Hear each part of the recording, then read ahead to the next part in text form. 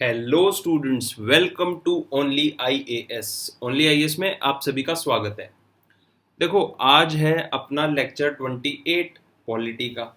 उसके अंदर centre state relation से रिलेटेड कुछ क्वेश्चंस करेंगे अपन, ठीक है। और इमरजेंसी से रिलेटेड क्वेश्चंस करेंगे। इतने ज़्यादा क्वेश्चंस आए नहीं हैं इन टॉपिक से, लेकिन कुछ एक क्वेश्चन आए थे।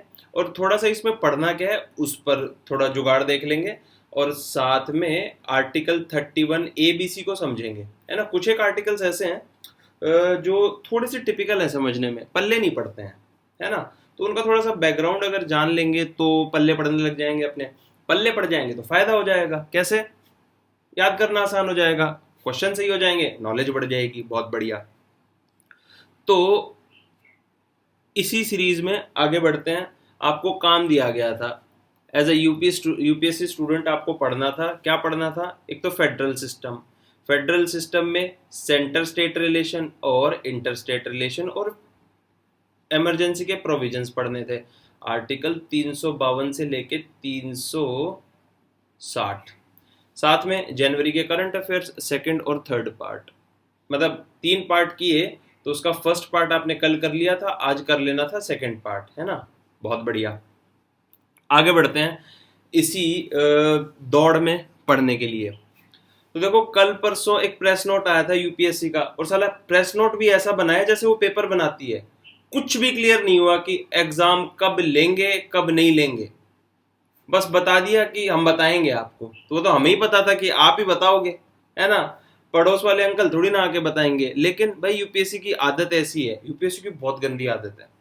मतलब स्टूडेंट को कंफ्यूज और डिफ्यूज रखना है। पढ़ना है इसको पूरा, है ना, दिमाग का दही हो जाएगा। खैर, इसमें तो मैं टाइम नहीं लगाऊंगा ज्यादा। आगे बढ़ते हैं। तो ये प्रेस नोट पढ़ लेना, आएंगी चीजें समझ में। नेक्स्ट देखते हैं, स्टार्ट करते हैं अपनी प्रैक्टिस, है ना। कुछ नहीं रखा, सारा बस सब मोमा है, उसके अलावा कुछ नहीं है। पढ़ो। Practice makes perfect, so let start to be perfect. पहला क्वेश्चन 2018 में आर्टिकल 356 से आया था, जिसको कि बोलते हैं प्रेसिडेंट रूल, है ना। प्रेसिडेंट रूल बोलते हैं। क्या था बताओ? If the president of India exercise his power under article 356 of the constitution with respect of a particular state, तब क्या होगा? The assembly of the state is automatically dissolved. ये तो बिल्कुल भी नहीं होगा, है ना। प्रोविजन ये है, असेंबली डिसॉल्व ऑटोमेटिकली हो जाएगी ना, तो री इलेक्शन होएगा, है ना। प्रेसिडेंट रूल थोड़ी ना लगाएंगे। और मान लो प्रेसिडेंट रूल लग गया तो असेंबली को डिसॉल्व कर देंगे, ऐसा भी नहीं होगा। अगला, the power of the legislature of the state shall be exercisable by or under the authority of the parliament. हाँ, ये वाली बिल्कुल सही बात है। क्यों? क्योंकि देखो, सारा पावर गवर्नर के हाथ में आ जाएगा। तो एग्जीक्यूटिव गवर्नर रन करेगा, इंस्ट्रक्शन देगा अधिकारियों को, वो काम करेंगे। तो यहाँ पर काउंसिल ऑफ मिनिस्टर है ना, सरकार गिर जाती है, पार्लियामेंट खत्म नहीं हो जाता। तो काउंसिल ऑफ मिनिस्टर है ना, वो रिजाइन कर देती है, ठीक है। अच्छा, तो लॉ मेकिंग का काम कौन करेगा? लेजिस्लेचर के ऊपर पार्लियामेंट है, वो करेगा। तो ऑप्शन बी सही है। तो ऑप्शन बी इसका आंसर है। रटी हुई होनी चाहिए चीजें अपनी, है ना, सिंपल फैक्ट है। लेकिन एक और देख लेते हैं। Article 19 is suspended in the state, वो तब होता है जब नेशनल इमरजेंसी आती है। आर्टिकल 356 नहीं, 352। और president can make law relating to the state, नहीं नहीं नहीं, है ना। तो ऑप्शन बी हो गया इसका आंसर। सरल सवाल था, है ना, सही होना चाहिए। तो उसके लिए क्या करोगे आप? मैंने आर्टिकल 356 है ना पूरा दे दिया है, तो इसको एक बार रीड कर लेना। रीड कर लेना और प्रॉपर रीडिंग करना है इसकी, लाइन टू लाइन, है ना। Line two line proper reading होनी चाहिए, तब एकदम कॉन्सेप्ट क्लियर होंगे। जितने भी ये इंपॉर्टेंट आर्टिकल्स है ना, उनको पढ़ना बहुत जरूरी है। तभी मैंने बार बार में बोला है कि आप लोग बेयर एक्ट ले लो, है ना। बेयर एक्ट ले लो और उससे इंपॉर्टेंट आर्टिकल्स को प्रॉपरली पढ़ो, बहुत फायदा मिलेगा, बहुत कॉन्सेप्ट्स क्लियर हो जाएंगे। इन्हीं आर्टिकल्स की कमेंट्री लक्ष्मीकांत में दी हुई है। लक्ष्मीकांत में क्या है, थोड़ा खोल खोल के समझाया हुआ है चीजों को। तो दोनों से करके पढ़ोगे तो बहुत बढ़िया काम हो जाएगा, है ना। तो काफी बड़ा आर्टिकल है, 5 पार्ट में इसको कर लेना। अगला क्वेश्चन देख लेते हैं। 2017 का क्वेश्चन था, क्या था? ये भी प्रेसिडेंट रूल से ही पूछा था। अब देखो, प्रेसिडेंट रूल इतना फेमस है क्यों? क्योंकि बार बार लगता रहता है। तो बार बार लगता रहता है तो बार बार पेपर में भी आता रहता है। और हमेशा से area of concern, bone of contention, central state relation में भी रहा है ये, तो बहुत इंपॉर्टेंट चीज है। क्या बोलता है, which one of the following are not, यहां पर जैसे ही नोट देखो ना तो मार्क कर लेना, note necessarily the consequence of the proclamation of president rule in a state. Which one of the following, अच्छा तो मतलब प्रेसिडेंट रूल लगेगा तब इसमें से क्या नहीं होगा, तो क्या होगा वो गलत हो जाएगा, तो क्या होगा भाई, removal of council of minister होगा, तो ये गलत हो जाएगा, ये ऑप्शन का पार्ट नहीं होगा, तो टू वाला गलत है। तो टू जहां जहां पे मेंशन है ना उसको काटो, तो ऑप्शन ए कटा, ऑप्शन सी कटा और ऑप्शन डी कटा, तो काटा पीटी मचाने के बाद में ऑप्शन बी आ गया हमारा आंसर, जो कि है required, not correct. Option B हो गया ना। क्या बोलता है, dissolution of state legislative assembly, बिल्कुल लेजिस्लेटिव असेंबली अभी डिसॉल्व नहीं होगी, है ना प्रेसिडेंट रूल रखते ही। और दूसरा डिसोल्यूशन ऑफ लोकल बॉडीज, उसका इमरजेंसी से 356 से, सॉरी प्रेसिडेंट रूल से क्या मतलब 356 से, है ना, ऐसा मेंशन भी नहीं है, तो बहुत बढ़िया, ऑप्शन भी हो जाएगा आंसर। तो एक तो यहाँ पर है ना कैच क्या था इस क्वेश्चन में, इजी क्वेश्चन था लेकिन कैच ये था, तो एक कैच इसमें ये था, एक तो नॉट करेक्ट देखना था, है ना, तो नॉट करेक्ट को मार्क करना था अपने को और साथ में एलिमिनेट करना था, तो स्मार्टली हम इसको कर पाते, इस तरह से अप्रोच करना है, ध्यान में रखना। अगला एक और क्वेश्चन कर लेते हैं, इन विच respect the center state relation has been specifically termed as municipal relations। तो देखो सेंटर स्टेट रिलेशन है, सेंटर और स्टेट के तीन तरह के रिलेशंस होते हैं सेंटर स्टेट के, एक तो लेजिस्लेटिव और एक होते हैं एग्जीक्यूटिव या फिर एडमिनिस्ट्रेटिव रिलेशंस और एक होते हैं फाइनेंशियल रिलेशंस। तो सेंटर स्टेट में म्यूनिसिपल रिलेशंस होते हैं ना, तो वो किस टाइप के होते हैं, तो centres control in legislative sphere नहीं, 3 टियर ऑफ गवर्नमेंट है तो ये तो अलग ही लेजिस्लेशन बना हुआ है, अलग चुनाव होते हैं इनके, centres control of the state in financial matter, administrative matter या फिर प्लानिंग प्रोसेस, तो ये प्लानिंग प्रोसेस का हिस्सा है ऑप्शन डी। अब देखो इसको मैं आपको प्रॉपरली कब समझाऊंगा, प्रॉपरली इसको मैं आपको समझाऊंगा जो नेक्स्ट लेक्चर हमारा होएगा ना local government, local self government का, उसमें बताऊंगा। और कुछ स्टूडेंट्स के डाउट भी ये आए थे कि कौन से स्टेट्स हैं जिसके अंदर पंचायती राज इनेक्ट नहीं है ना, पंचायती राज लॉ इनेक्ट नहीं है, तो इसका एक प्रॉपर पूरा एनालिसिस जो लेजिस्लेटिव वाला अपना लेक्चर होएगा ना उसके अंदर मैं आपको समझा दूंगा, ठीक है ना, इसका मैं ध्यान रखूंगा। ये मैंने क्वेश्चन नोट डाउन कर लिया है, मैं क्या कोशिश कर रहा हूँ कि जिस टॉपिक के लिए जो लेक्चर्स हमारे रिजर्व है ना तो उसमें ही वो क्वेश्चंस उठाए जाएं, है ना।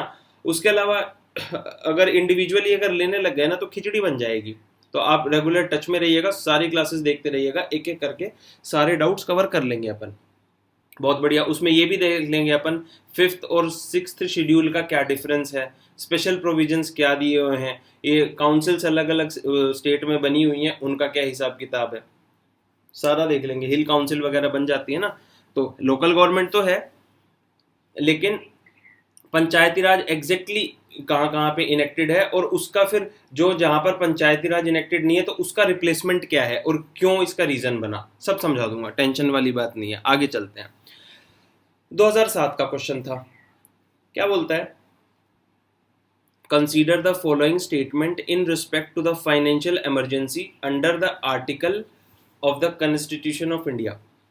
अब फाइनेंशियल इमरजेंसी पे बोलता है, क्या बोलता है, a proclamation of financial emergency issued shall cease to operate at the expiration of 2 months, बिल्कुल सही बात है, unless before the expiration of that period it has been approved by the resolution by both house of the parliament, बिल्कुल सही बात है, या तो वहां से पास करवाओ या फिर सीज हो जाएगी, तो ऑप्शन 1 तो सही है।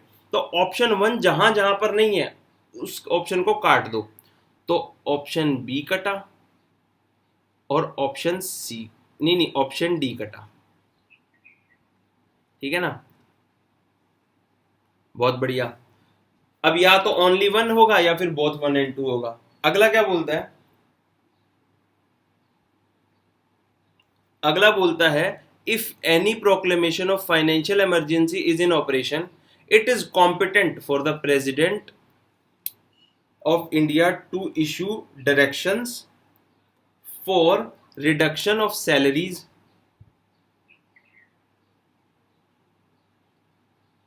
and allowances all or any class of persons serving in the connection with the affairs of union, but excluding the judges of the supreme court. बस ये exclude कर दिया ना, यही खा गया। सुप्रीम कोर्ट वाले लॉयरों की भी अगर आपको सैलरी काटनी है, उनकी भी सैलरी अगर काटनी है आपको, तो प्रेसिडेंट का प्रोक्लेमेशन चाहिए, है ना। प्रेसिडेंट कर सकता है इशू डायरेक्शंस, तो 2 हो जाएगा गलत। तो ऑप्शन 2 भी जहां जहां पे उसको भी गलत करो तो केवल ऑप्शन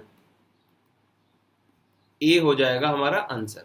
अब देखो सीधा क्वेश्चन था, सिंपल क्वेश्चन था, तो इसके लिए इंपॉर्टेंट ये है, लेकिन क्या है कई बार हम गच्चा खा जाते हैं। हो सका ना तो मैं आपको इमरजेंसी, देखो actually centre state relation, fundamental rights और ये आपके इमरजेंसी, ये थोड़े से 2-4 चैप्टर ऐसे हैं जिनके आर्टिकल समझना थोड़ा सा मुश्किल हो जाता है ना, थोड़े से पल्ले नहीं पड़ते हैं, इनको इंटरप्रेट करना मुश्किल होता है, और इन सब के एक एक आर्टिकल के पीछे स्टोरी है।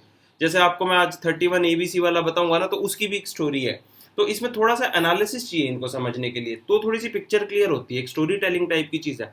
तो जैसे जैसे धीरे धीरे मौका मिलेगा ना, तो ओनली IAS पर हम एक एक करके इनके बारे में भी आपको कंटेंट प्रोवाइड करवा देंगे, तो क्या अच्छे से कॉन्सेप्ट्स आपके क्लियर हो जाएंगे। करना क्या है अभी आपको, आर्टिकल 360 को बढ़िया से पढ़ लेना, तो ये 2 महीने वाला भी समझ में आ जाएगा, और साथ में it shall be competent for the president during the period of any proclamation issued under the article is in operation to issue direction for the reduction of salaries and allowances of all any class of persons serving in the connection with the affairs of union including judges of supreme court and a high court, है ना। तो ये भी इसमें दिया हुआ है, तो इसको क्या कर लेना, आप रीड कर लेना और प्रॉपरली रीड कर लेना, बहुत बढ़िया काम हो जाएगा उससे, है ना। चलो बहुत बढ़िया, नेक्स्ट देख लेते हैं अपन।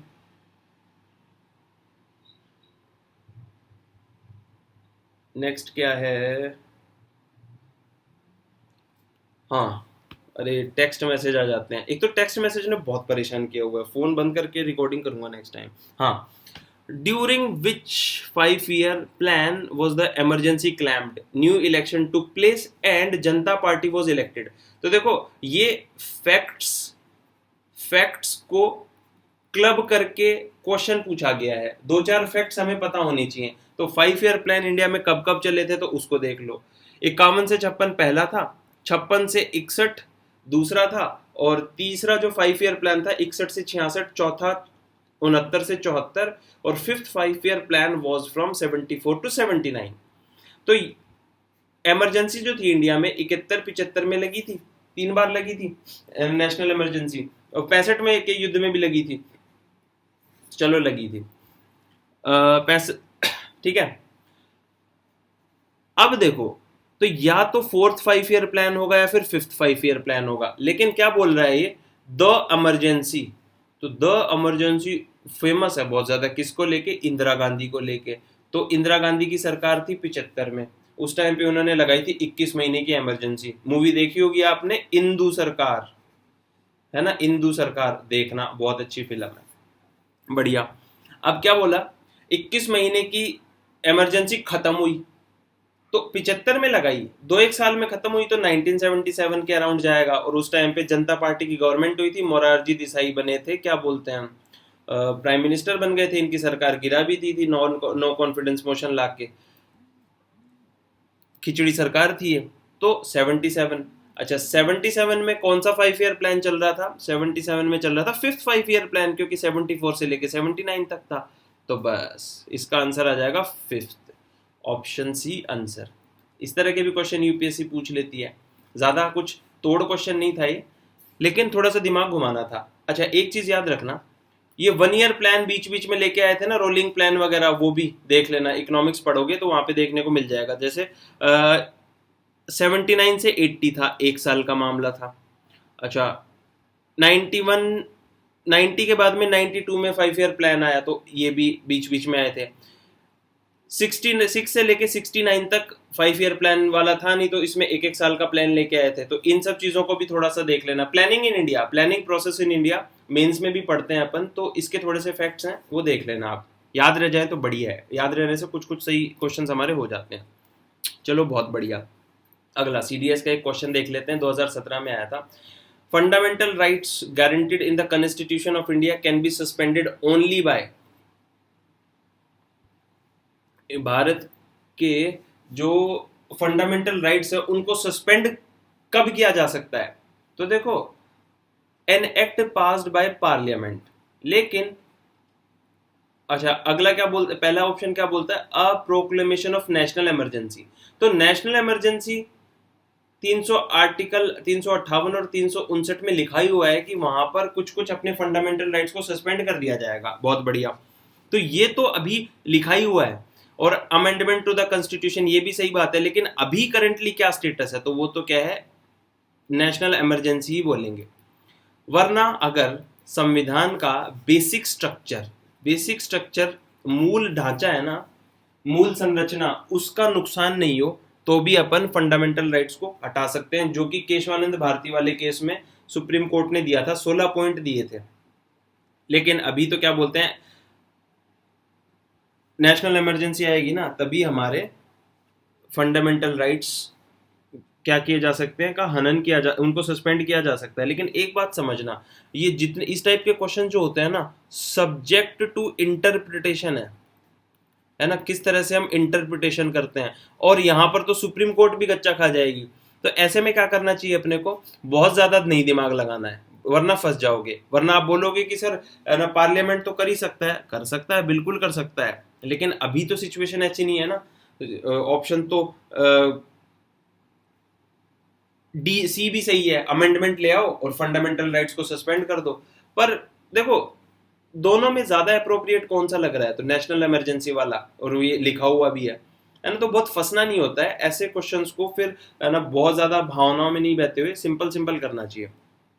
नेक्स्ट देख लेते हैं, इसमें ऑप्शन ए था इमरजेंसी प्रोविजन वाला जो चैप्टर है ना, तो इसमें सारे आर्टिकल्स आपको 352 से लेके 360 को थोरोली रीड करना है ना। क्वेश्चन इतने ही आए थे, तो मैंने सोचा थोड़ा सा मैं आपको बता देता हूँ। अच्छा, नेशनल इमरजेंसी क्या थी? वॉर, एक्सटर्नल एग्रेशन और आर्म्ड रिबेलियन, है ना। इसका पार्लियामेंट्री अप्रूवल कैसे लिया जाता है, रिवोकेशन कैसे किया जाता है, उसको प्रोक्लेम कैसे करें, वो सब चीज़ें। 38th कॉन्स्टिट्यूशनल अमेंडमेंट एक्ट, फिर 44th के अंदर कैसे इनमें चेंजेस आए, है ना, इमरजेंसी का मिसयूज ना हो, तो उन चीज़ों को समझना बहुत ज़रूरी है। नेशनल इमरजेंसी का सेंटर स्टेट रिलेशन पे क्या इम्पैक्ट पड़ता है, एग्जीक्यूटिव रिलेशन, लेजिस्लेटिव और फाइनेंशियल रिलेशन पे, लाइफ ऑफ लोकसभा और स्टेट असेंबली, उनको बिल्कुल समझना, और उनको समझ के ना पॉइंट फॉर्म में लिख लेना यार। क्यों?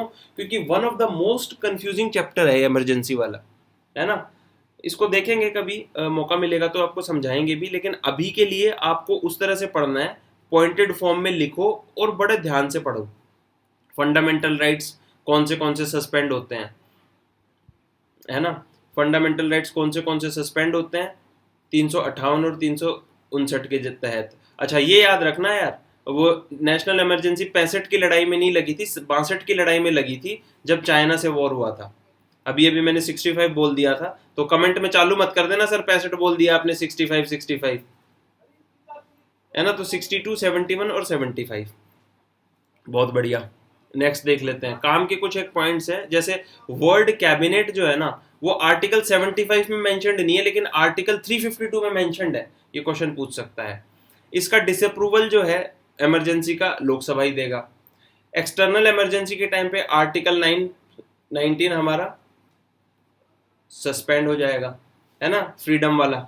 आर्टिकल 359 जो है ओनली सस्पेंड इट्स एनफोर्समेंट, मतलब फंडामेंटल राइट्स का एनफोर्समेंट कौन करवाता है? सुप्रीम कोर्ट और हाई कोर्ट रिट के द्वारा आर्टिकल 32 और 226 के तहत, जिसको कि आर्टिकल 32 को सोल ऑफ द कॉन्स्टिट्यूशन बोला था। किसने? Doctor B.R. Ambedkar, the architect of Indian constitution. तो वो उसको सस्पेंड कर दिया जाता है। मतलब आपका मूल अधिकार का हनन भी हो रहा है ना, तो आप कोर्ट में नहीं जा सकते।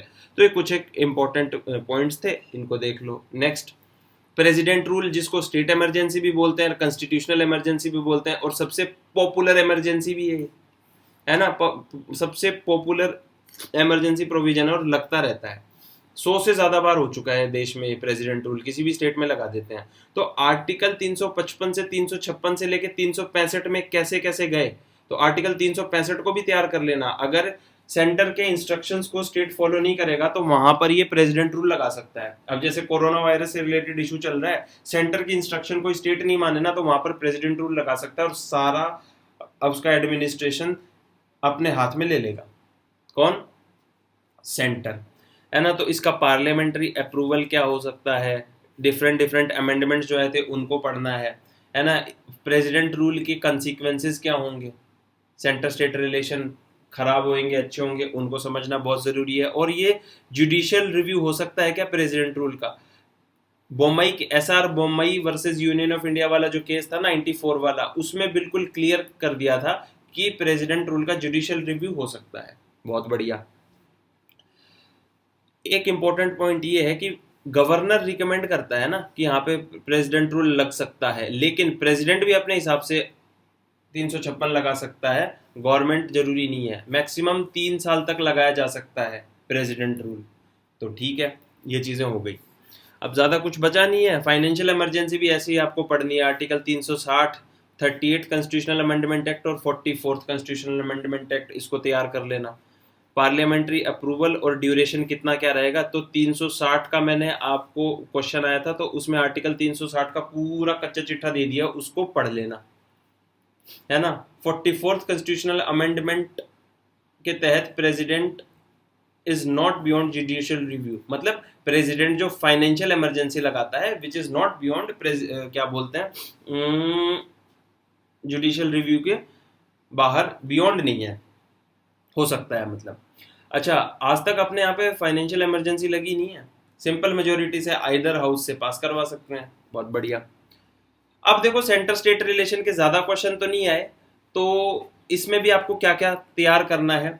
एक तो सेंटर स्टेट के रिलेशनशिप, लेजिस्लेटिव रिलेशंस, आर्टिकल 245 से लेकर 255 पार्ट 11 में दिए हुए हैं। तो टेरिटोरियल एक्सटेंट, सब्जेक्ट्स का डिस्ट्रीब्यूशन कैसे दिया हुआ है, ठीक है ना, सेंटर स्टेट लिस्ट और रेजिडुअरी पावर वगैरह सब्जेक्ट्स डिफाइंड है। पार्लियामेंट्री लेजिस्लेशन इन स्टेट फील्ड, राज्यसभा का क्या इसमें रोल आ जाता है। Centres control over state legislation Rajya Sabha के हिसाब से, और जब प्रेसिडेंट रूल लग जाता है, तो सारे क्या मिक्स करके पढ़ने के हैं। थोड़ा सा कभी कभी है ना ये टॉपिक्स क्या कॉम्प्लिकेट करते हैं, क्योंकि वाइड इंटरप्रिटेशन वाले टॉपिक्स हैं, तो थोड़ा सा है ना दिमाग को खोल के और इसके बारे में थोड़ी सी इधर उधर की नॉलेज लेके पढ़ने की कोशिश करना। एडमिनिस्ट्रेटिव रिलेशंस 256 से लेके 263 तक, तो ये सारे भी देखना बहुत बढ़िया से। उसके बाद में फाइनेंशियल रिलेशंस 268 से लेकर 293 तक, टैक्स वैक्स का हिसाब किताब। और टैक्स का हिसाब किताब अब चेंज हो गया है, तो जीएसटी को भी बहुत अच्छे से पढ़ना है। तो जीएसटी को अच्छे से पढ़ना है तो आपको क्या करना है, जीएसटी के बाद में कौन से नए आर्टिकल्स ऐड हुए हैं, ठीक है ना, और कौन से आर्टिकल्स रिपील कर लिए गए हैं, वो भी देख लेना, है ना।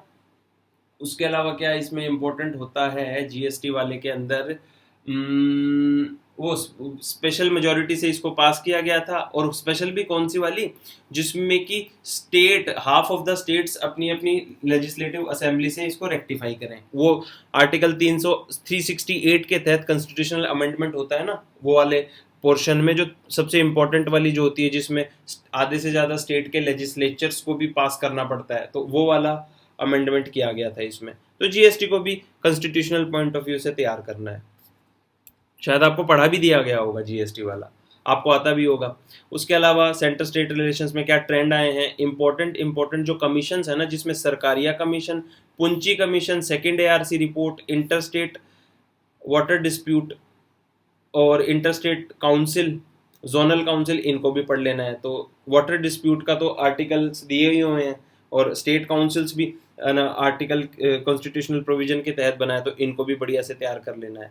और देखो ये रिकमेंडेशंस इसलिए बता रहा हूँ मैं आपको, क्योंकि कई बार तो प्रीलिम्स में भी क्वेश्चन पूछ लेते हैं, और मेंस में तो बहुत जीएस पेपर 2 में इनका इंपॉर्टेंस है ही, क्योंकि बुलेट पॉइंट्स अपने डायरेक्टली तैयार हो जाते हैं। ठीक है, तो आगे क्या करते हैं, आगे करते हैं अपन, आज बोल बच्चन तो नहीं करेंगे अपन, है ना। बोल बच्चन करने की बजाय आज अपन आर्टिकल 31 ABC पढ़ेंगे। और उसके अलावा मैं आप लोगों के ना कुछ कुछ कमेंट्स पढ़ रहा था, है ना, कुछ कुछ कमेंट्स पढ़ रहा था, तो देखने को मिला कि आपको किस तरह के थोड़े से डाउट्स आते हैं। तो ठीक है, एक एक करके ना आपके सारे डाउट्स क्लियर करने की कोशिश करेंगे, और एक अंडरस्टैंडिंग भी बन रही है कि अभी जैसे एग्जाम नज़दीक आ रहा है, तो किस तरह की कॉन्सेप्ट स्टूडेंट्स को समझ में नहीं आ रहे हैं, तो उसको भी करेंगे। आगे बढ़ते हैं, देखते हैं नेक्स्ट क्या है। इसमें क्या करेंगे, आज अपन आर्टिकल 31 ABC को समझने की कोशिश करते हैं, जो कि इंडिया के अंदर प्रॉपर्टी राइट्स देने का काम करते हैं इंडियन कॉन्स्टिट्यूशन के हिसाब से। देखो, इंडियन कॉन्स्टिट्यूशन का जो प्रियम्बल है वो क्या बोलता है, वो ये बोलता है कि हर नागरिक को जस्टिस मिलेगा, है ना। जस्टिस मिलेगा किसका, socio economic and political justice. उससे पहले ये देखो कि जस्टिस का मतलब क्या होता है। जस्टिस का मतलब होता है जस्ट होना।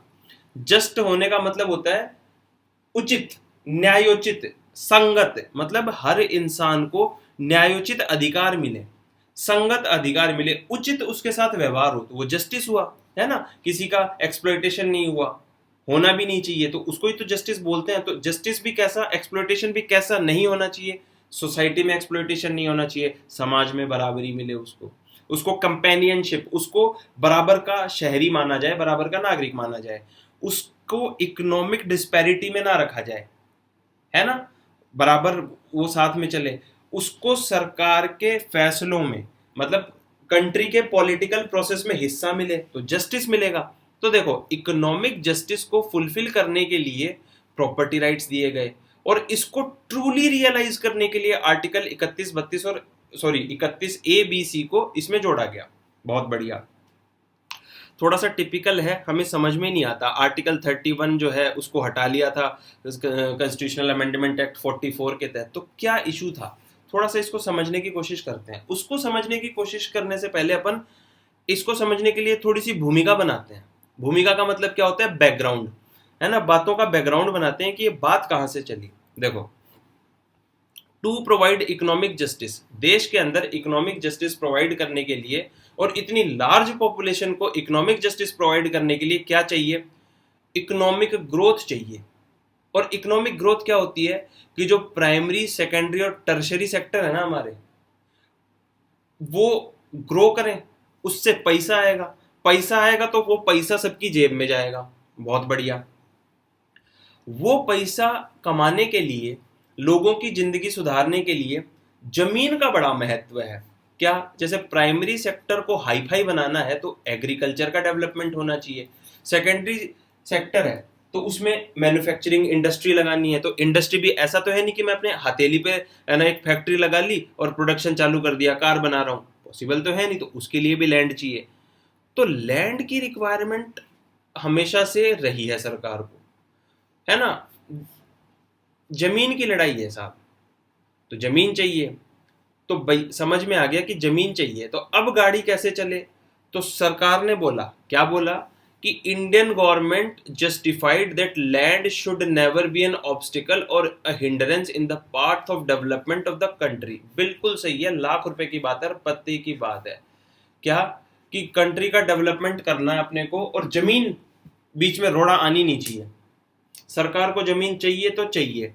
तो उन्होंने एक प्रोविजन निकाला जिसका नाम था एमिनेंट डोमेन। अगली स्लाइड में मैं आपको एमिनेंट डोमेन समझाऊंगा भी, और कई बार आता भी रहता है, कईयों को पता भी है और जिनको नहीं पता अभी समझ में आ जाएगा। वो क्या बोलता है, under the provision of eminent domain the government of India has the right to acquire any property belonging to an individual or organization which is to be used in the interest of public development. मतलब acquire कर सकती है सरकार आपकी property को, किसी individual की हो या फिर किसी प्राइवेट कंपनी की हो, किसी ऑर्गेनाइजेशन की हो, लार्जर पब्लिक इंटरेस्ट में, है ना, पब्लिक के डेवलपमेंट के लिए आपकी जमीन को एक्वायर कर सकती है।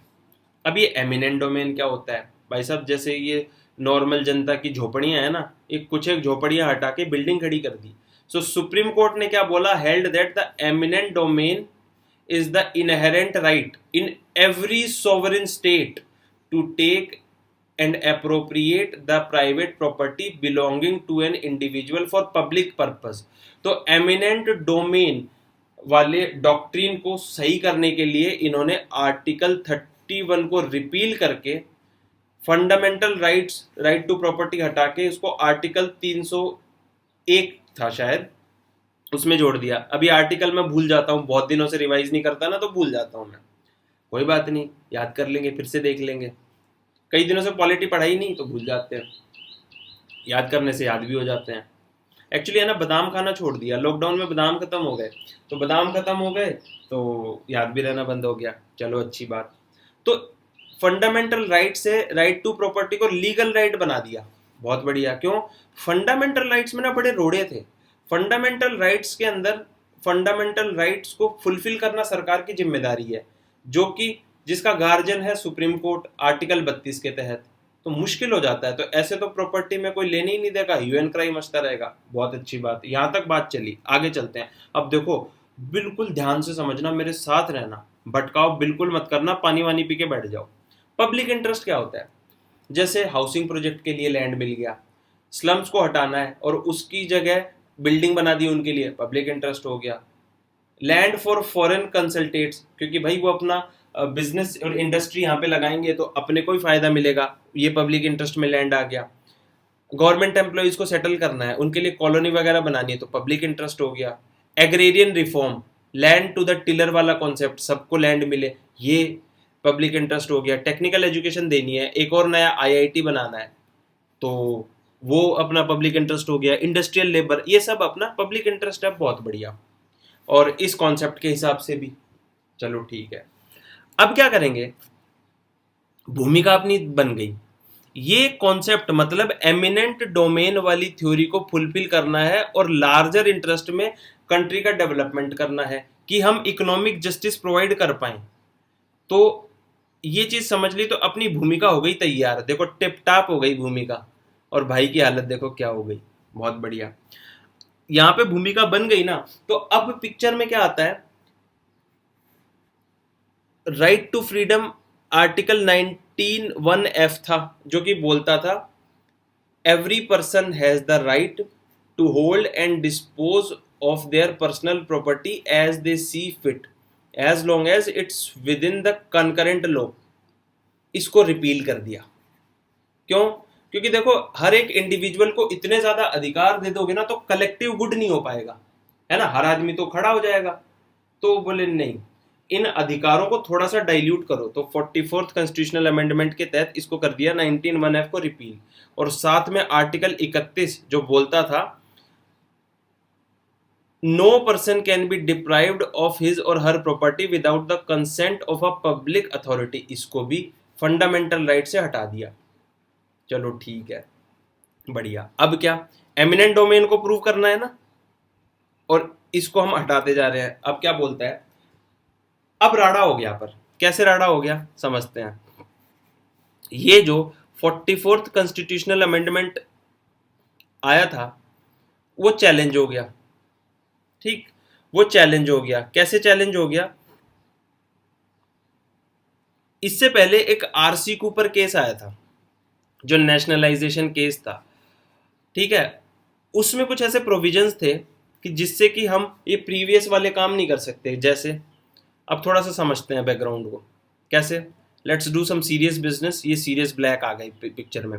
Eight that time Indira Gandhi was the prime minister of our country and the union government planned to promote the growth of nation by providing loans to the farmers and small businesses. इसके लिए क्या किया सरकार ने? Banks को acquisition किया और उनका नेशनलाइजेशन करना स्टार्ट कर दिया। आप सबको पता है, इकोनॉमिक्स में पढ़ते हो। लेकिन जब नेशनलाइजेशन करना स्टार्ट किया तो प्रॉब्लम क्या हुई? A number of disputes regarding इनएडिक्वेट compensation. क्यों? क्योंकि भाई राइट टू प्रॉपर्टी वाला अधिकार था और कूपर केस में बोला गया था कि इनको कंपनसेशन ज्यादा मिलना चाहिए। और क्यों मिलना चाहिए? इससे पहले एक 25th कॉन्स्टिट्यूशनल अमेंडमेंट एक्ट भी हुआ था, उसको तो नहीं छेड़ेंगे अपन। The banks reasoned that although they were compensated for their properties but they were not compensated for their reputation. तो उसके हिसाब से उनको ज्यादा कंपनसेशन चाहिए था। फंसा के रख दिया सरकार को, अब करें तो क्या करें आगे। और इस केस में क्या बोला था? According to the supreme court judgment following important points were made. क्या थे वो points? The compensation provided to the banks under article 31 of the constitution can't be illusory और आर्बिट्ररी। तो आर्बिट्ररी कंपनसेशन भी नहीं दे सकते, तो ज्यादा कंपनसेशन दो, अच्छी बात। अगला, the non tangible assets of the bank should also be compensated for. Tangible होते हैं जिनको टच कर सकते हैं, नॉन टेंजिबल जैसे कि बैंकों की रेपुटेशन। तो यार एक बात बताओ, ऐसे तो कोई अंत ही नहीं होगा। कह रहा है हमारे तो 1000 करोड़ के नॉन टेंजिबल एसेट्स हैं, सरकार तो फंस गई यहाँ पे। अगला, the compensation can't be fixed amount or based upon an arbitrary principle. कोई प्रिंसिपल्ड वे में होना चाहिए। तो ऐसे करके क्या है, चारों तरफ से सरकार को डाल दिया अड़ंगे में। अच्छा, 44th कॉन्स्टिट्यूशनल अमेंडमेंट एक्ट से पहले एक 25th कॉन्स्टिट्यूशनल अमेंडमेंट एक्ट भी हुआ था, जिसमें आर्टिकल 31 में भी कुछ कुछ अमेंड किया गया था। बट देखो, एमिनेंट डोमेन वाला जो प्रिंसिपल है ना, ध्यान से समझते रहना, उसको धीरे धीरे रियलाइज करवाया इन्होंने। क्या? पहले तो आर्टिकल 31 के अंदर चेंजेस किए, फिर बाद में जाके इन्होंने पूरे आर्टिकल 31 को ही हटा दिया। तो एक एक प्रोसेस थी, है ना, एमिनेंट डोमेन को लाने की। क्या बोलता है? Then in 25th constitutional amendment act the parliament replaced the word compensation in the article 31 with the constitution with amount। Compensation को अमाउंट से रिप्लेस कर दिया, तो उसके अपने अलग मतलब निकलने लग गए, है ना। अब वो ज्यादा चैलेंज भी नहीं कर सकते थे। साथ में दो पंगे फंस गए। अब एक तो आरसी कूपर वाला केस, बोले पैसे ज्यादा दो, और साथ में केशवानंद भारती वाला भी केस में था। क्या बोलता था वो? अमाउंट आर्बिट्ररी नहीं होना चाहिए। और साथ में केशवानंद भारती क्या केस क्या बोलता था? इसने डिफाइन किया the extent to which parliament could restrict property rights in pursuits of land reforms and the redistribution of large hand holding to cultivators over ruling previous decisions that suggested that the right to property could not be restricted. सरकार फंस गई साहब, सरकार फंस गई कि right to property को आप रेस्ट्रिक्ट भी नहीं कर सकते। तो अब करें तो क्या करें? पंगा फंस गया, सरकार फंस गई, बोली करें तो क्या करें, चारों तरफ से अपने को दबा लिया गया है। अब आया कंफ्यूजन का दौर। लेकिन वहीं पर है ना, व्हाट एन आइडिया सर जी। बोले कॉन्स्टिट्यूशन में अमेंडमेंट करेंगे। क्या करेंगे? कि जो अनइम्पॉर्टेंट आर्टिकल्स है ना, उनको तो हटाओ और अपने हिसाब से कुछ कुछ आर्टिकल्स जोड़ दो जो कि ऐसी दलील रखें कि सरकार भी सही है, गवर्नमेंट भी सही करती है। तो यहां पर बल्ले बल्ले चालू हो गई। कैसे चालू हो गई? कैसे दिमाग लगाते हैं पॉलिटिशियंस। एमिनेंट डोमेन को प्रिंसिपल को फुलफिल करने के लिए इन्होंने क्या किया? 1951 के अंदर ही जमींदारी लॉ को खत्म करने के लिए पहला कॉन्स्टिट्यूशनल अमेंडमेंट एक्ट कर दिया। क्या बोलता है वो? According to this, the government can acquire the property of the people. By doing so, the fundamental right mentioned in Article 14 and 19 of the Indian Constitution shall not be violated। मतलब ये जो article 31A था ना, वो immune था किससे? Article 14 जो कि बोलता था राइट टू इक्वेलिटी। तो बोले जब आर्टिकल 31A आएगा ना, तो राइट टू इक्वेलिटी चले जाएगा। बहुत बढ़िया। और आर्टिकल 19 था राइट टू फ्रीडम। बोले आर्टिकल 31A आएगा ना, तो राइट टू फ्रीडम भी चले जाएगा। बहुत बढ़िया। लेकिन आर्टिकल 31A कहां पर आएगा बता देते हैं। आर्टिकल 31A किस लिए था? जमींदारी उन्मूलन करने के लिए, abolition of zamindari, as the government took the land from zamindar and used it for public welfare either by redistribution or agriculture. क्योंकि देखो, जमींदारों के पास दुनिया भर की जमीनें इकट्ठी थी, किसानों को जमीनें बांटनी थी ना, तो बांटना चालू हो गया, बहुत बढ़िया। अगला, the government to control of different private companies in order to use them for enhanced growth. तो देखो एमिनेंट डोमेन आ रही है ना, एमिनेंट डोमेन आ रहा है ना, कि भाई ये उसकी प्रॉपर्टी को हथिया के लोगों में बांट देंगे, बहुत बढ़िया। Of time after which the control has to be return, the government redistributed the mining rights from mining lords. तो देखो धीरे धीरे शिकंजा कसने का काम चालू किया। और क्या बोला, the government to control of production and distribution of various others resources like oil. तो ये सारा आर्टिकल 31A में लिखा हुआ है। तो बोले ये चार काम जब करेंगे ना अपन, तो वहां पर आपका राइट टू इक्वालिटी और राइट टू फ्रीडम चले जाएगा। और साथ में इसको जस्टिफाई करने के लिए एक और अमेंडमेंट कर दिया, आर्टिकल 31B जोड़ दिया इन्होंने। बोले तो मजे करवा रही है सरकार, क्या मजे करवा दिए, आर्टिकल 31B की एक 9th शेड्यूल भी इंट्रोड्यूस करवा दिया कॉन्स्टिट्यूशन के अंदर। उसमें क्या था, a list of acts and laws which can not be challenge in the court. मतलब देखा जा रहा है ना सरकार अपना शिकंजा कैसे कस रही है, कि ये तो राइट टू प्रॉपर्टी के चक्कर में सरकार को खरीद लेंगे पूरे को। बोले नहीं, कॉन्स्टिट्यूशनल अमेंडमेंट करते जाते हैं जहां पर ये सरकार की ऐसी तैसी ना कर पाए। अब देखो article 31B of the Indian constitution states that the provisions mentioned in article 31A are immune from Indian judiciary and cannot be nulled on the basis they might violate the fundamental rights in article 14, 19 and 31 of Indian Constitution। तो article 14, 19 और 31 को ये violet कर सकते हैं। थोड़े दिन बाद में 31 को तो वैसे ही इनको हटाना था 44th के अंदर, 44th कॉन्स्टिट्यूशनल अमेंडमेंट एक्ट के तहत। 14, 19 का था तो शेड्यूल भी बना दिया, अब कर लो क्या करोगे, बहुत बढ़िया। लेकिन एक वामन राव केस आया जिसने कि इसको चैलेंज किया, है ना, जिसने कि इस केस को चैलेंज किया।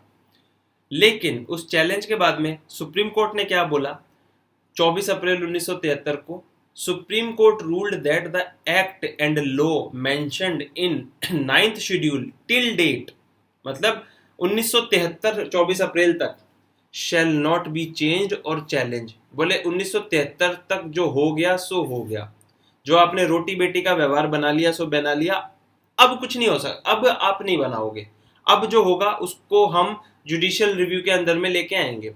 But any attempt to amend add more acts to the schedule will suffer close inspection and examine by judiciary system. तो 1973 के बाद में 9th शेड्यूल में कोई भी एक्टिविटी होगी उसको हम जुडिशरी के इंस्पेक्शन में लेके आएंगे, बहुत बढ़िया। ये क्यों किया गया, बेसिक स्ट्रक्चर भारत के संविधान को बचाने के लिए। कैसे, भारत के संविधान के बेसिक स्ट्रक्चर को कैसे बचाएंगे, बेसिक स्ट्रक्चर को कैसे बचाएंगे, वही केशवानंद भारती के अंदर 16 पॉइंट्स का जो बेसिक स्ट्रक्चर वाला जो कॉन्सेप्ट दिया गया था उसके हिसाब से संविधान तो बचा रहना चाहिए ना। तो बस, तो judicial review, judicial supremacy constitution के अंदर रहना चाहिए, ये भी एक उसका पॉइंट था। तो दोनों काम हो गए, 9th शेड्यूल भी बच गया और जुडिशियल सुप्रीमेसी भी रह गई देश के अंदर, है ना। जुडिशियल रिव्यू का कॉन्सेप्ट भी अपना जमा रह गया, तो सारा काम बन जाएगा, बहुत बढ़िया। फिर क्या किया इन्होंने, 25th कॉन्स्टिट्यूशनल अमेंडमेंट एक्ट लेके आए 1971 में, आर्टिकल 31C ले आए। क्या, ये क्या था, बोले देखो सरकार की भी कोई जिम्मेदारी है जो कि दी हुई है directive principles of state policy में। देखो ये मॉरल जिम्मेदारियां हैं सरकार की, ये कोई कंपलसरी नहीं है, लेकिन at the end of the day हम सरकार के जो राज्य के नीति निर्देशक तत्व है उनको फुलफिल करने के लिए सरकार को भी तो थोड़ा सा पावर चाहिए ना, और वो हर्डल ना बने, फंडामेंटल राइट्स सरकार के लिए हर्डल्स ना बने। तो फिर ये आर्टिकल 31C ले आए। वो क्या बोलता है, through which the government tried to give primacy, मतलब कुछ ऐसी डायरेक्टिव प्रिंसिपल स्टेट पॉलिसीज हैं जिनको कि फंडामेंटल राइट्स के ऊपर रखा गया, जो कि आर्टिकल 39B और 39C के अंदर दी हुई थी। अब देखो आर्टिकल 31C क्या बोलता है, देखो मैं बिल्कुल जितना क्लियरली आपको समझा सकता हूँ ना ये वाला आर्टिकल, ये 3 आर्टिकल, वैसे कोशिश की है बिल्कुल प्रॉपरली पूरा बैकग्राउंड बना के। 2 बार सुनना इसको, बिल्कुल कॉन्सेप्ट क्लियर हो जाएंगे। क्या बोलता है आर्टिकल 31C, क्या बोलता है और इसका क्या ऑब्जेक्टिव है? Any law made, any law made in order to give effect to Article 39B and 39C of Indian Constitution will avoid scrutiny of court even if it violates Article 14 and 19 of the Constitution। और बेटे ये तो बढ़िया काम कर दिया इन्होंने, और ज्यादा लिवरेज मिल गया स्टेट को। अगला, court will not have the jurisdiction to decide whether the law enabled really gives effect the principles mentioned in Article 39B and 39C of Indian Constitution। तो ये तो सोने पे सुहागा हो गया है सरकार के लिए। सरकार का जुरिस्डिक्शन बढ़ गया, सरकार का मतलब कोर्ट का जुरिस्डिक्शन घट गया, सरकार के मजे हो गए, कोर्ट का पावर भी खत्म। साथ में ये भी देख लेते हैं कि आर्टिकल 39A, B और C बोलते क्या हैं। 39B क्या बोलता है? The ownership and control of material resources of the community are so distributed as the best to subvert the common good। अब देखो कॉमन गुड हो रहा है कि नहीं हो रहा है, डिस्ट्रीब्यूशन सबसे बेस्ट होएगा कि नहीं हो गया, ये चीजें तो सब्जेक्टेड टू इंटरप्रिटेशन है कि नहीं है। किसी भी चीज को बोल सकते हैं भाई, किसी ने, मैं रास्ते पे चल रहा हूं और सरकार ने मेरे को पीट दिया, तो बोले हमने तो कॉमन गुड के लिए इसके लिए पीटा, क्यों? हमने इसकी साइकोलॉजी देखी, ये तो गुंडा टाइप का लड़का है, आने वाले 5 साल के बाद में गुंडा बन जाता, तो हमने इसको पहले ही पीट पाट के फिट कर दिया, अभी गुंडा नहीं बनेगा, इसके मन में डर बैठ गया, तो उन्होंने प्रूव कर दिया कि हमने तो कॉमन गुड के लिए किया था। तो ये सब्जेक्ट टू इंटरप्रिटेशन वाली चीजें है ना ये तो ये कैसे कर सकते हैं? तो बस यहाँ पर क्या सरकार मजे ले गई, तो यहाँ पर इन्होंने डाइल्यूट कर दिया आर्टिकल 14 राइट टू फ्रीडम और राइट टू इक्वेलिटी को, तो सरकार ने भी दोनों हाथों में लड्डू रख लिए, बहुत बढ़िया। और आर्टिकल 39C क्या बोलता है? That the operation of the economic system does not result in the concentration of wealth and means of production to the common detriment. भाई इकोनॉमिक जस्टिस होनी चाहिए ना, इकोनॉमिक जस्टिस मतलब उचित रूप से इकोनॉमी डिस्ट्रीब्यूटेड होनी चाहिए, तो इकोनॉमिक जस्टिस होना चाहिए, ये भी बोल दिया इन्होंने। अब यह कैसे बता पाओगे कि इकोनॉमिक जस्टिस हो रहा है कि नहीं हो रहा है? तो ये भी सरकार के इंटरप्रिटेशन में चल गई, तो इसके लिए आर्टिकल 31C ले आए। आर्टिकल 31C ले आए तो बस यहां पर भी फंडामेंटल राइट्स खा गए। तो ये 3 फंडामेंटल राइट्स थे, आर्टिकल 31A, B और C। क्या कि फंडामेंटल राइट्स को इकोनॉमी के मामले में, प्रॉपर्टी के मामले में डाइल्यूट कर दो, जिससे कि क्या है, बाकी आपके फंडामेंटल राइट्स तो चलते रहेंगे, फ्रीडम ऑफ रिलीजन, एक्सप्लॉयटेशन भी नहीं होगा आपको, लेकिन पैसे वैसे की जब बात आएगी ना और सरकार को गोली फंसा के पैसा आपसे निकालना है, तो बस इन ABC को बीच में लाके इनकी दलील पेश करके आपकी प्रॉपर्टी को हथियाना थोड़ा आसान हो गया। अब ये सरकार की तरफ से गलत भी नहीं है यार, सरकार को भी पावर होना नहीं चाहिए ना, और स्टेट के पास अल्टीमेट पावर होना ही चाहिए कि है ना, आदमी इतना भी नहीं हो जाए कि सरकार काम ही नहीं कर पाए, लेकिन साथ में ये है कि सरकार जिम्मेदार हो, डेस्पोटिक ना हो, बेनेवोलेंट हो, और साथ में उसका अल्टीमेट एम हो वेलफेयर ऑफ द सिटीजन। तो मॉरल अबाइडेड सरकार होनी चाहिए, फिर क्या है, सब कुछ अच्छा चलता है।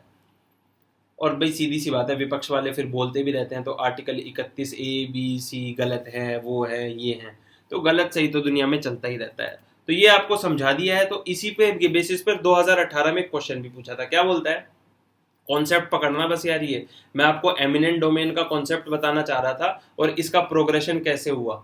तो सबसे पहले तो फर्स्ट कॉन्स्टिट्यूशनल अमेंडमेंट एक्ट आया, फिर उसके बाद में 25th कॉन्स्टिट्यूशनल अमेंडमेंट एक्ट आया, और धीरे धीरे करके आर्टिकल 31 को पूरा ही डाइल्यूट कर दिया, रिपील कर दिया और ABC ले आया पर, है ना। ये कॉन्सेप्ट था बिल्कुल पूरा। 2 बार देखना, 3 बार देखना, पक्का समझ जाओगे। नहीं समझ में आया तो कमेंट करके बताना, टेंशन वाली बात बिल्कुल भी नहीं है। और कमेंट में है ना, कमेंट ही क्या करो, कमेंट में क्या ज्यादातर बच्चे मजे लेने लग जाते हैं। पहले एक क्वेश्चन करता हूँ फिर बताता हूँ कमेंट की बात। क्वेश्चन था 2018 का, क्या बोलता है, the parliament of India can place a particular law in the 9th schedule of the Constitution of India। बिल्कुल कर सकता है, पार्लियामेंट तो कुछ भी कर सकता है। तो ऑप्शन 1 जहां जहां पे नहीं है उसको काटो, तो ऑप्शन बी कटा, डी कटा। अच्छा, the validity of law placed in 9 schedule can not be examined by any court and no judgment can be made on it. नहीं नहीं नहीं, 19 अप्रैल 1973 के बाद में नहीं कर सकते, बाद में तो कर ही सकते हैं। तो ऑप्शन 2 गलत हो जाएगा। तो ऑप्शन 2 जहां जहां पे उसको भी काटो, तो ऑप्शन ए हो गया आंसर। आ गया समझ में? बहुत बढ़िया, है ना। तो इस तरह से करना था। तो कॉन्सेप्ट थोड़ा सा इसको क्लियर करो। शेड्यूल 9 भी देख लेना, थोड़े से लो अपने हिसाब से भी देख लो, लक्ष्मीकांत को बढ़िया से पढ़ो। हाँ, तो कमेंट करना, और कमेंट बिल्कुल सही से करना। लेकिन करते क्या है, देखो सीधी सी बात है, कमेंट में क्या करते हैं बच्चे, थोड़े से है ना यूपीएससी के स्टूडेंट रह गए, और थोड़ा सा ढीली भी जिंदगी चल रही है ना। जरा सी जिंदगी है, अरमान बहुत है, हमदर्द नहीं कोई, इंसान बहुत है। दिल का दर्द सुनाए तो सुनाए किसको, जो दिल के करीब है वो अनजान बहुत है। ऐसे में क्या होता है, छोटा सा एक लिटिल लिटिल ऑब्जर्वेशन यूजुअली देखने को क्या मिलता है, बस कोई एक लड़की है जिसने फोटो वोटो लगा रखी है, एक कमेंट कर देती है, हाँ इसका आंसर ये होगा। बस बहुत से लड़कों का ये रहता है, अब तो मौका मिल गया, तो क्या करते हैं, चलो कमेंट कमेंट खेलते हैं। क्या, अरे आपकी तो बहुत ज़्यादा नॉलेज है, आपने तो बिल्कुल अच्छे से बताया, आपकी तैयारी कैसी चल रही है, किससे पढ़ रहे हो आप, हैं आप कोचिंग कहाँ पे कर रहे हो, आपका ऑप्शनल क्या है। बस अब ये नहीं समझते कि भाई उस लड़की को कम से कम भी 20 बंदे मैसेज कर रहे होंगे, किस किस का रिप्लाई करेगी। लेकिन बैरागी मन, गलती से उस लड़की ने रिप्लाई कर दिया, तो क्या हो जाता है, बस अब जीवन सफल हो गया, हमारी संकल्प सिद्धि संपूर्ण रूपेण हो चुकी है। आज ही मम्मी को फोन करेंगे कि मम्मी देखो जीवन हो गया सफल, बस आईएएस बनना ही बाकी है, बाकी सब कुछ अपना हो गया है, तो देख लेना सारे कर्मकांड अपने हो जाएंगे। तो भाई थोड़े से इस डिल्यूजन से बाहर निकलना पड़ेगा, सेल्फ सेंटर्ड होना पड़ेगा, कुछ नहीं रखा इन चीजों में, है ना। जब तक सफल नहीं होगे ना, कोई घास नहीं डालने वाला, चीजों को इस तरह से रखना है। उसके अलावा कमेंट पढ़ने में देखने में बड़ा मजा आ जाता है। तो ठीक है, यहाँ तक अपन ने पढ़ लिया। अब नेक्स्ट वाले इकोनॉमिक्स वाले सर आएंगे अपने, वो क्या पढ़ाएंगे अपने को, इकोनॉमी पढ़ाएंगे, प्लानिंग देखेंगे, प्लानिंग कमीशन का हिसाब किताब, नीति आयोग, सीएसआर